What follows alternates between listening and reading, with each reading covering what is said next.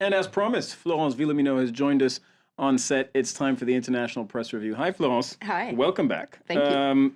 We start off with Venezuela. The health of Hugo Chavez is getting a lot of attention.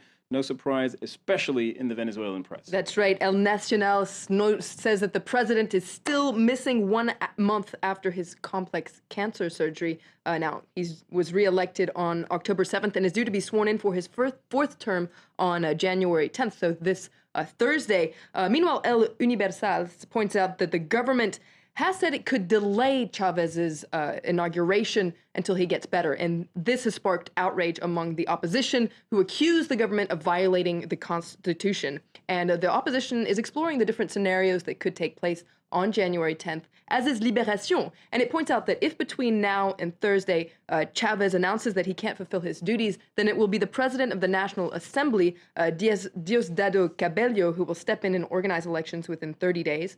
Now, Cabello is a former officer who was with Chavez during his 1992 putsch. He's seen as a very hardliner within the Chavez, supporter of Chavez. Now, if Chavez steps down or dies after January 10th, then it will be his vice president, Nicolas Maduro, who will step in. Libération points out that in the eventuality of an election, Maduro is seen as the likely winner, although Cabello could step in for a fight. And there are a lot of papers reacting to Barack Obama's nomination of Chuck Hagel as Secretary of Defense. That's right. It's on the front page of the International Herald Tribune today. You see the two of them shaking hands there.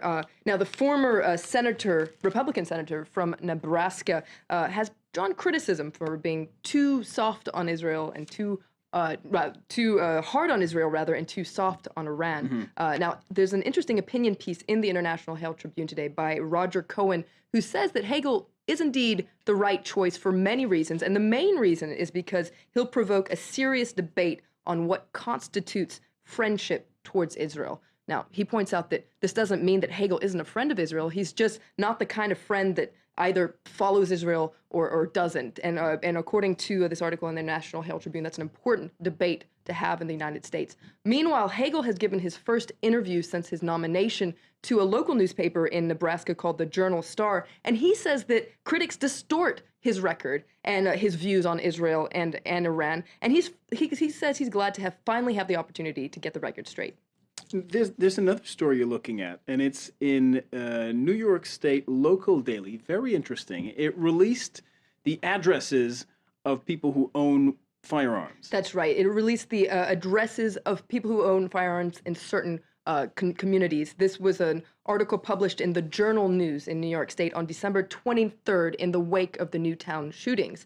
So it's called, the article is called "The Gun Owner Next Door, What You Don't Know About Weapons in Your Neighborhood." So it has this, actually a map. And he's one of the gun owners next door? He's one of the gun owners next door. It has a map that shows the locations of these gun owners. Now, this article drew over 1 million views on their website, so a lot more than they usually get. It also drew outrage from gun owners across the country. The newspaper itself was targeted. The addresses and personal information of a lot of the journalists was put online, and some journalists were actually even threatened. They got notes saying that they would be shot. Meanwhile, the Journal itself defended its action to publish what it says is this public information on Sunday. In their editorial, it says that under New York's firearms statutes, the name and addresses of people who apply for guns are a public record, and they say that people have just as much the right to know about who owns guns in their community as people have a right to own guns.